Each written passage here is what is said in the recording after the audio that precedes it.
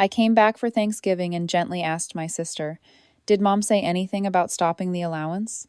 She looked at me, blinked once, then whispered, "They canceled it last month." I set down my spoon. Across the table, Mom kept slicing turkey like she hadn't heard. Dad poured more wine. My brother reached for the breadbasket like we were still pretending. I didn't yell. I didn't ask again. I just sat back in my chair and watched them keep eating. That was the moment I knew it had already happened. No discussion, no explanation, just a quiet, clean erasure. 3 days earlier, I had flown in from Seattle. A 2-hour delay, cramped seat, and a middle-aged man who talked too much about crypto. I was tired but looking forward to the break. I even brought gifts, cranberry preserves from Pike Place, a candle my mom used to love before she got sensitive to scents, and a scarf for my sister that matched one she lost in college.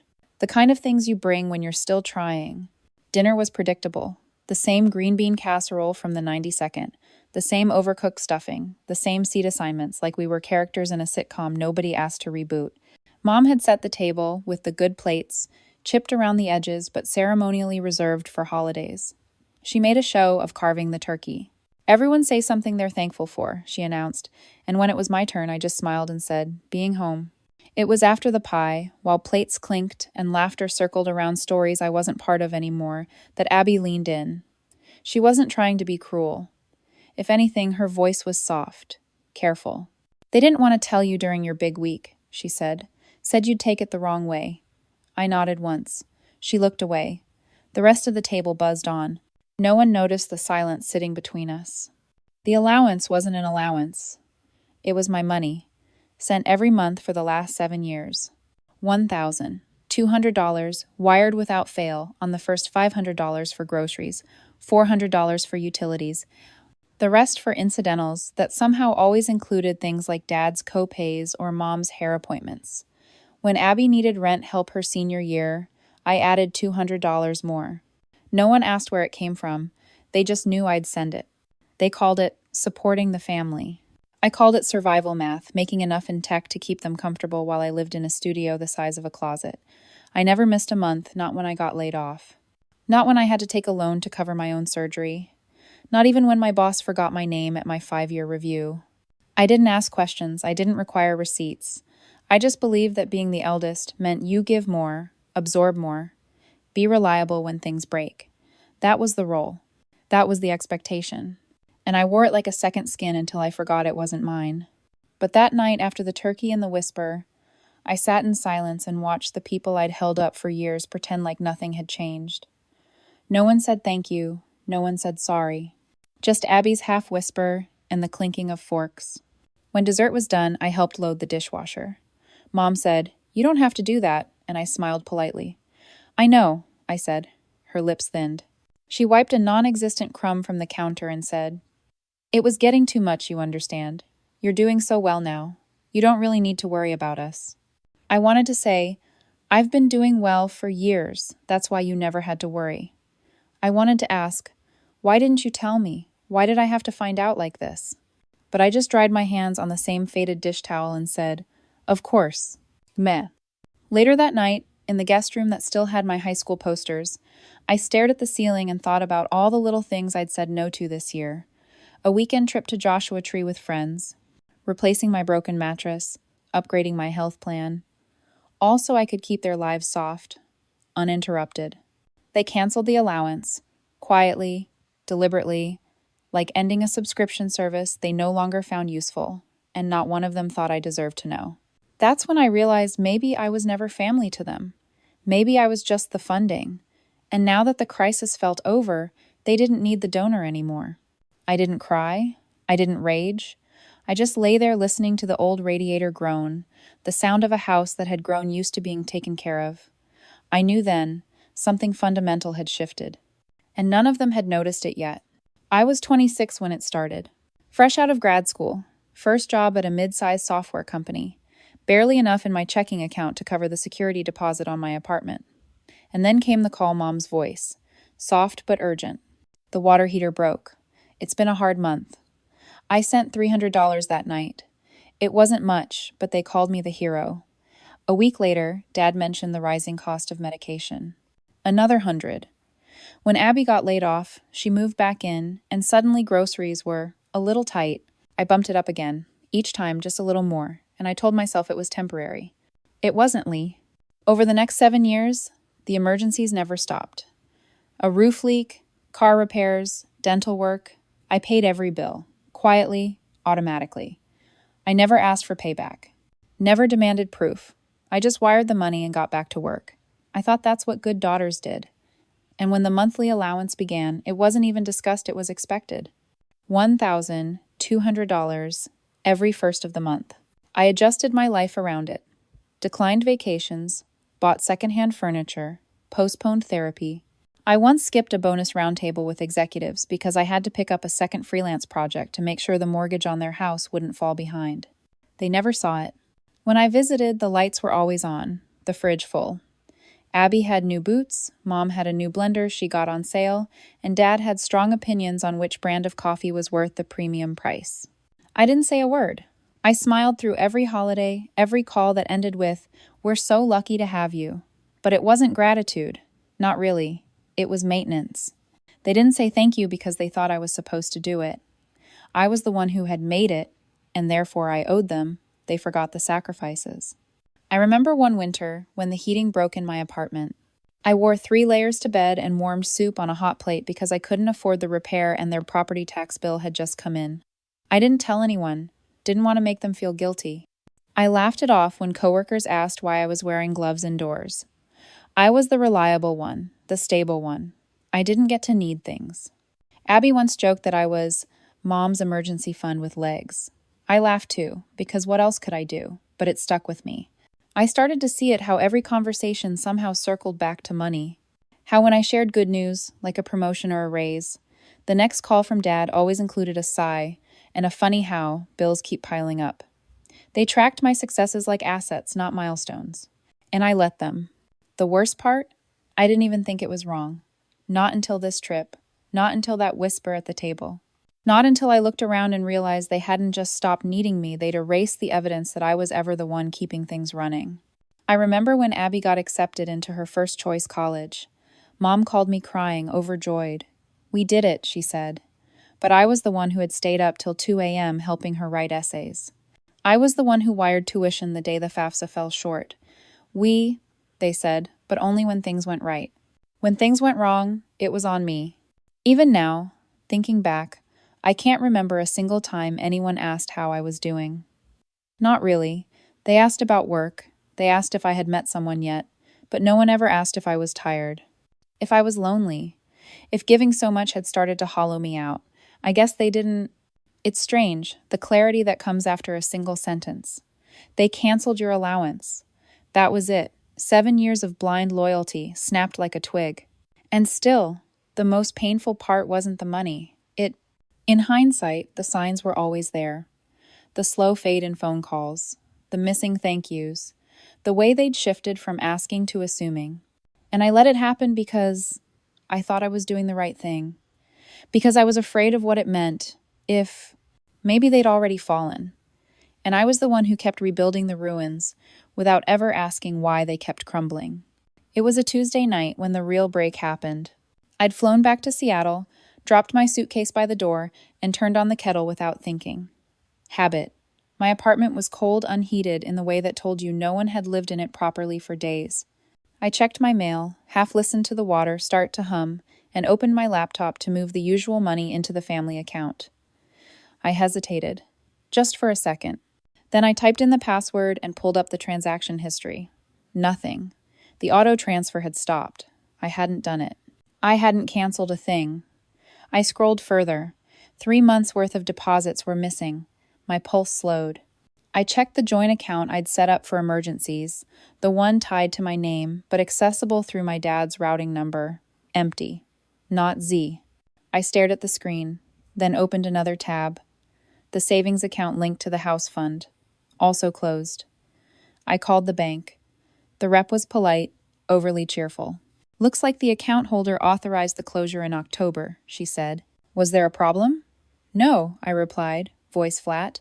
"No problem, just catching up." I ended the call. Then I logged into the mortgage account for the house. the house I'd been helping them refinance for years. It took a few extra steps to get in, but when I saw the dashboard, my stomach knotted. A recent payment one I didn't make had come from an unfamiliar account. The transfer of ownership had happened 6 weeks ago, quietly. No signature required from me because technically the house had never been in my name. But the financial responsibility, that had always been mine. The tax forms, the insurance renewals, the service requests I handled, all of them. And now, without so much as a phone call, they'd replaced me, rewritten the ledger. I wasn't even a footnote anymore. That night I didn't sleep. I sat on the edge of the bed, laptop open, piecing it together. It wasn't just the allowance. It wasn't just the account closures. They had deliberately removed me from the infrastructure of their lives. The same lives I had spent years quietly maintaining. No one had warned me. No one had explained. They just restructured, like a company downsizing a division. By morning, I had emails drafted to every institution that still had my name tied to their finances. I flagged accounts for fraud monitoring, revoked third-party access. I filed a freeze with the credit bureau just in case. I requested a formal audit from the tax preparer I'd used the last 2 years to make sure nothing had be. What's true? I hun. There was nothing elevator. I sat back in my chair, staring at the wall. I realized something, then something I hadn't let myself think until that moment. It had never been about gratitude. Not really. It was about access. As long as I was useful, I was included. As long as the money flowed, the conversations did too. But the moment they thought they didn't need me anymore, I vanished. They believed they had a right to my support, to my silence, to my absence, when it made things easier. And now, they'd taken the house I'd held together through late nights and missed opportunities and handed it to someone who hadn't paid a single property tax bill in her life. That was the deeper betrayal. Not the account closures, not the legal shuffle, but the rewriting of history. They'd acty. And maybe that's what hurt the most, not losing the house, but realizing I was never really in the family the way I thought, just orbiting it, quietly, reliably, until they decided to cut the cord and pretend I'd never been the gravity. 2 days after the call with Abby, I filed the first notice, a cease and desist for unauthorized use of my financial identity. It wasn't dramatic. It wasn't even personal, not on paper. But it was the first domino. I knew what I was doing. I knew what it would unleash. But after weeks of silence and one final, quiet erasure, I needed something real, something official, something that told the world, I exist and I'm done. That afternoon, I walked into my lawyer's office. Monica had been my friend's referral, a corporate type, sharp and unflinching. I brought her a folder, account closures, tax filings, proof of mortgage assistance, bank records going back 7 years. She flipped through the stack slowly, nodded once, then looked up. How aggressive do you want to be? I didn't hesitate. Clean cut, I want my name off everything. I want legal separation from all joint financial obligations. I want it airtight. She tapped the folder. You know they'll come for you. Emotionally, I mean. Letters, guilt trips, the works. I smiled, but it didn't reach my eyes. Let them. I'm not fighting. I'm just leaving. By Friday, the process was underway. The house was off my books. My name was removed from utility accounts. The bank sent confirmation that all joint authorizations were null. The credit card I had opened for Dad back in 2018 was closed balance cleared, rewards forfeited, final.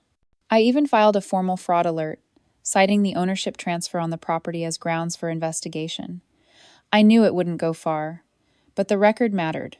I wanted it documented that I didn't vanish quietly, that I didn't just let them rewrite the past unchecked. The same night, I canceled the Dropbox folder I'd shared with Abby, the one with scanned receipts, family tax returns, and instructions I had written in plain English so she could learn how to manage things when she was ready. Apparently she'd been ready, just not for the truth. The email started that weekend. First mom. Subject. Are you okay? Body. Heard from Abby that you were upset. Let's not let money ruin what matters. Call me when you're feeling better. No mention of the house. No mention of the erased accounts. Just soft gaslighting wrapped in pastel concern. I didn't reply. Then came Dad. No subject, just 3 words. This isn't fair. I deleted it. He'd used that phrase my whole life.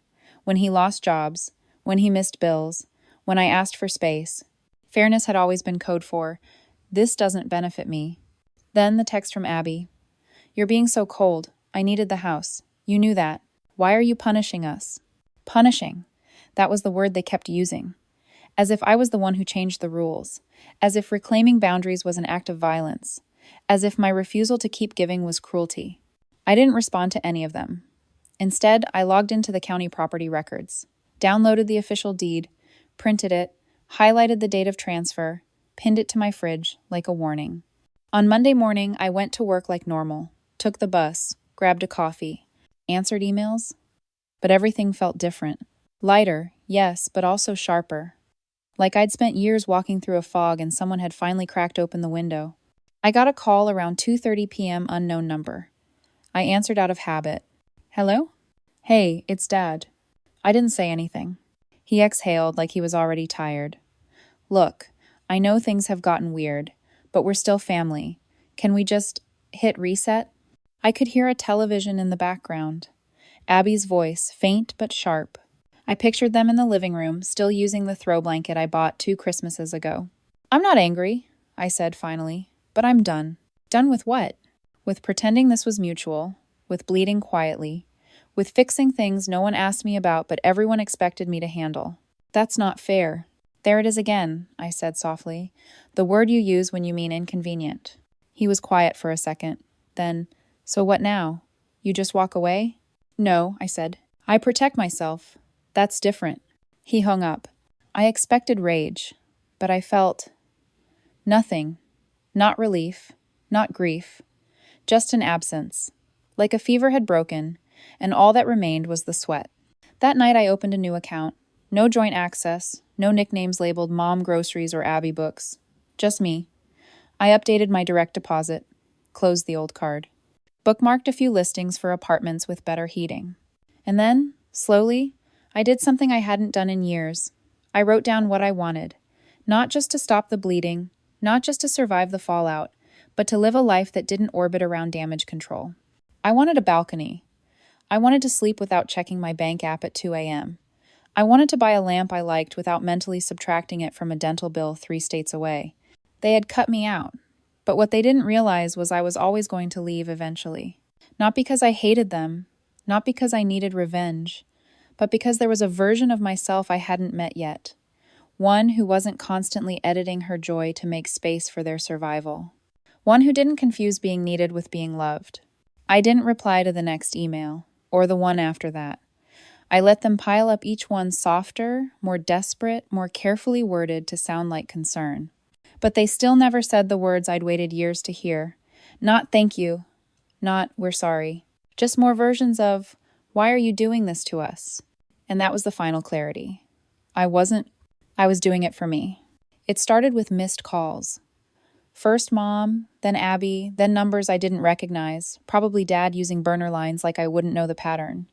I turned off notifications, not to punish them, just to breathe. But the silence didn't last. By the 3rd day, the emails came. Subject lines like, please read, we're scared, emergency. I didn't open them at first.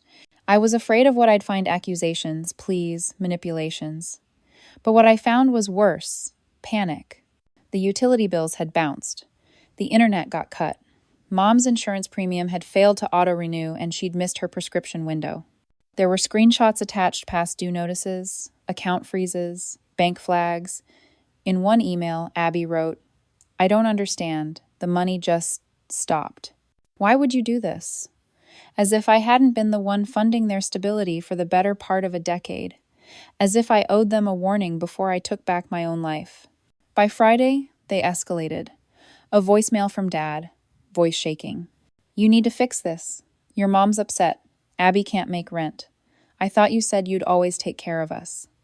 I sat on my couch in the dark, listening to that message twice. Then I deleted it.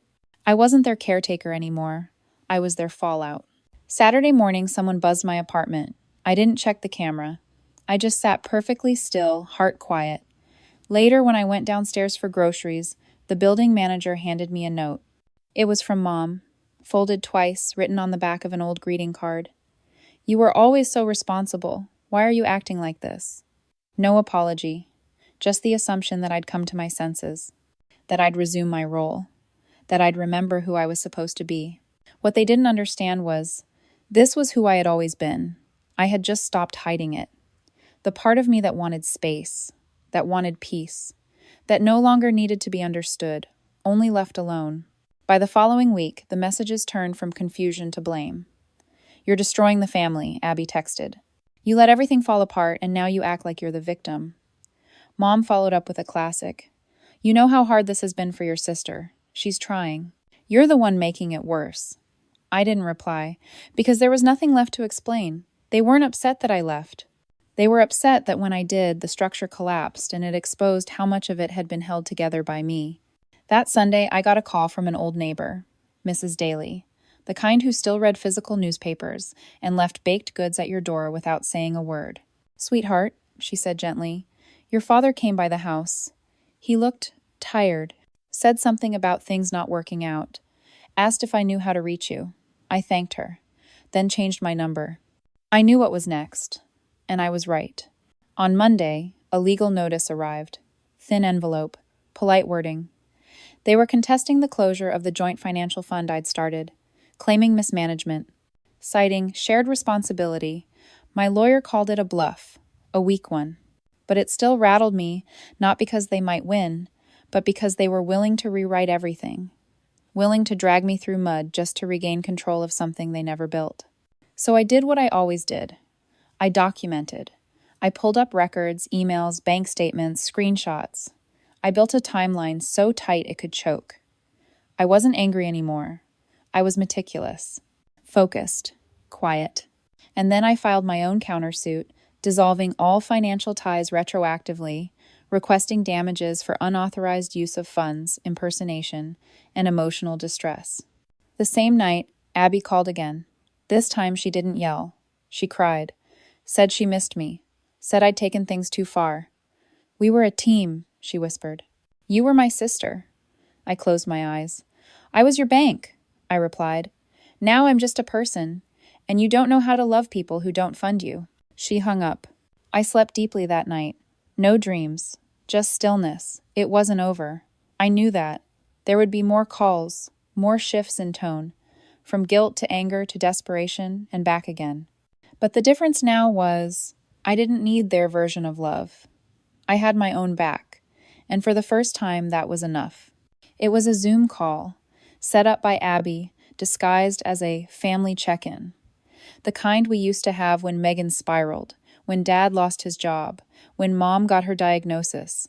Back then, they'd all talk over each other, and I'd take notes quiet, steady, the one who knew what needed to happen next.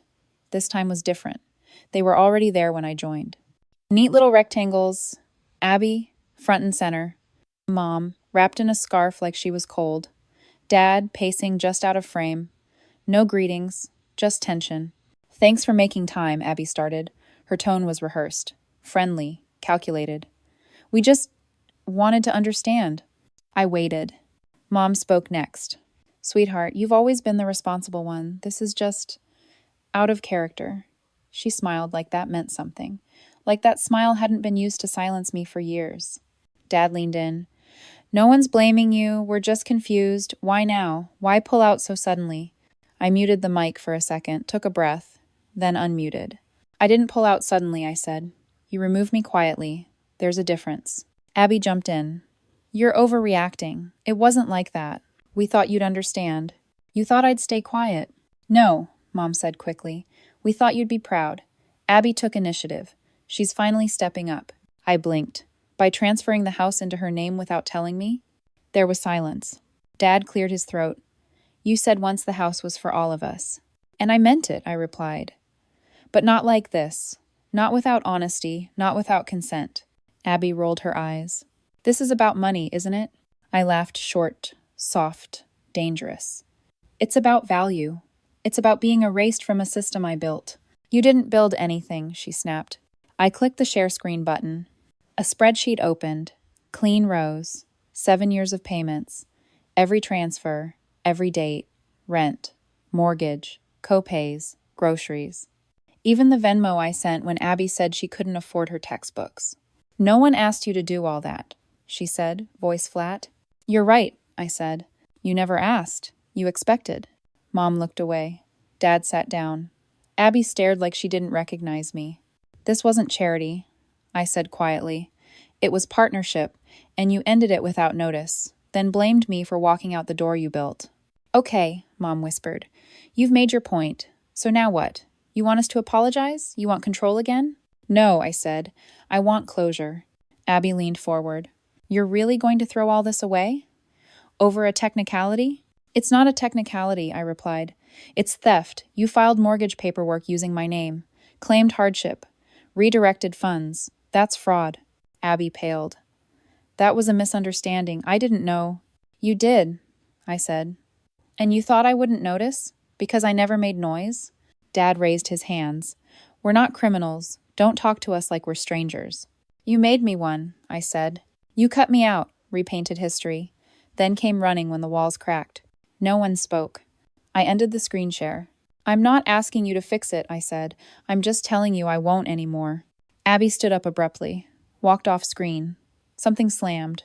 Mom looked like she wanted to cry. Dad stayed still, jaw locked. This is your family, Mom said. You don't just quit family. I leaned closer. Calm. Cold. Then maybe you should have treated me like one. No. And then I left the meeting. No goodbye, no dramatic pause, just the click of a mouse.